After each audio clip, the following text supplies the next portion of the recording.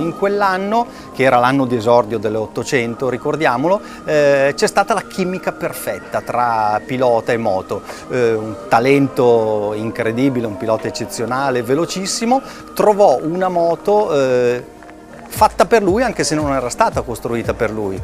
Trovò poi, lui che arrivava dalla 1000 con le gomme Michelin, trovò una Bridgestone anteriore che gli dava una fiducia estrema e lo portava a entrare in curva in una maniera meravigliosa.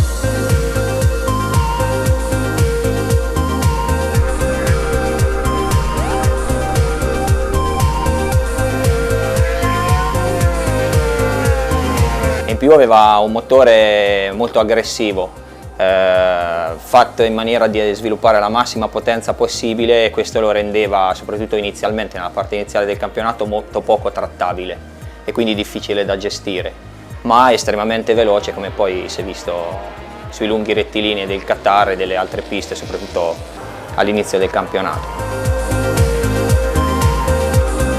Abbiamo avuto molti problemi dopo quella gara perché nessuno credeva che noi stessimo correndo con una moto regolare.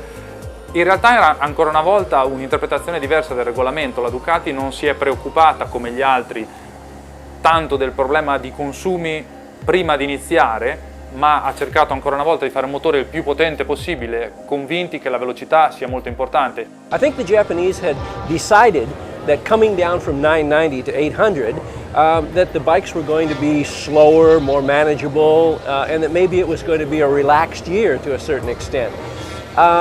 Ducati looked at it from a completely different point of view. The first test in Valencia on the 800 was quite different. You know, the engine was a lot more peaky, sort of didn't have anything really down low, and then it wanted to rev quite a lot longer. So the way to ride the bike was actually quite a lot different, and I suppose, you know, it was good in some ways because everybody had to learn the bike and the way to ride the 800s.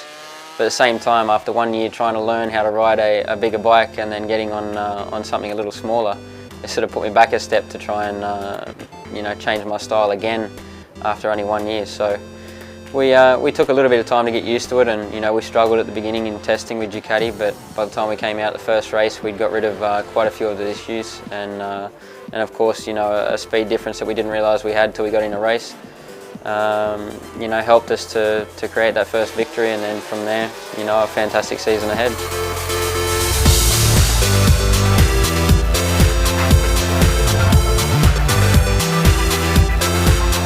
Sicuramente c'è stata un insieme di fattori che sono tutti insieme, e questo qui ha portato a quella stagione indimenticabile. Prima di tutto il pilota, perché il pilota è sempre l'elemento che fa la differenza, e poi delle scelte molto coraggiose che avevamo fatto sia a livello di motore che a livello di gomme che a livello di elettronica. Everybody, and I don't think Casey would mind us saying this, was surprised by, not by his pace when he moved onto the Ducati, because we all knew he was fast, but by his consistency. And I must say, when he took to the front in that first race in Qatar, it was a case of watching it a bit like this, because you were just waiting for him to go down, to be honest.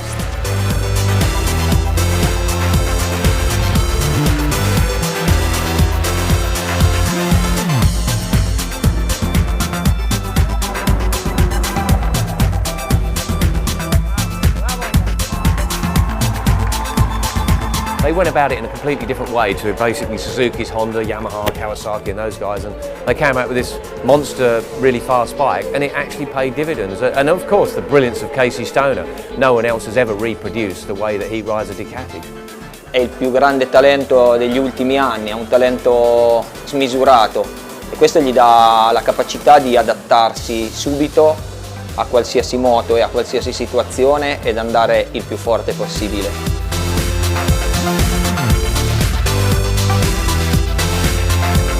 I think that the confidence that he showed from the start of 2007 was classic Stoner, you know, and he would do that on any bike. I don't think there was necessarily a secret to the relationship between Stoner and Ducati. I just think that he is fast on any machine, and the big difference that year was the change from Michelin to Bridgestone.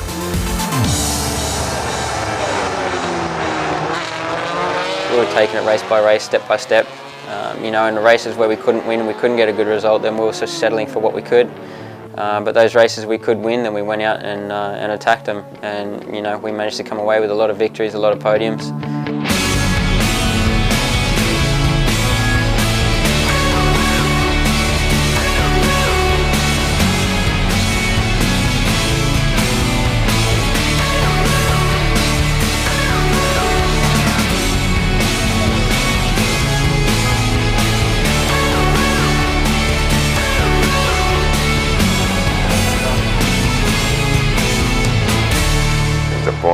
La gara fu una di quelle gare che sono un po' una lotteria, no? Quando i piloti devono decidere quando rientrare a cambiare moto per la pioggia, e Casey era ovviamente un po', sentiva la pressione, insomma, è chiaro.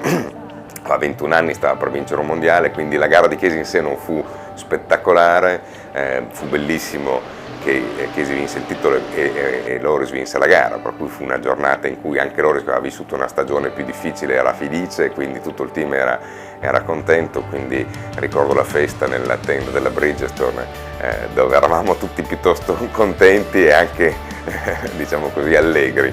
Most of that race I knew we were going to win the championship for the last part anyway, but the fact that I was in 6th place I wasn't too happy with, so you know, the winner in me wanted to be further up the front, and even if I was closer to the podium I would have been happier, but as soon as we crossed the line and got back to the team and my family and realised sort of what had happened, then it all started to sink in, and you know, we'd realised what we'd achieved.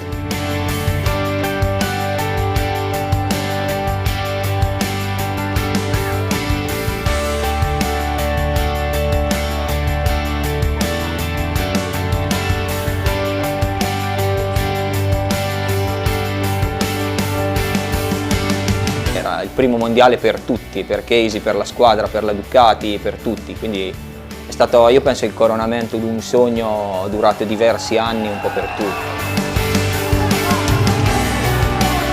Each race win we got each time, we took more points, you know, and kept leading the championship.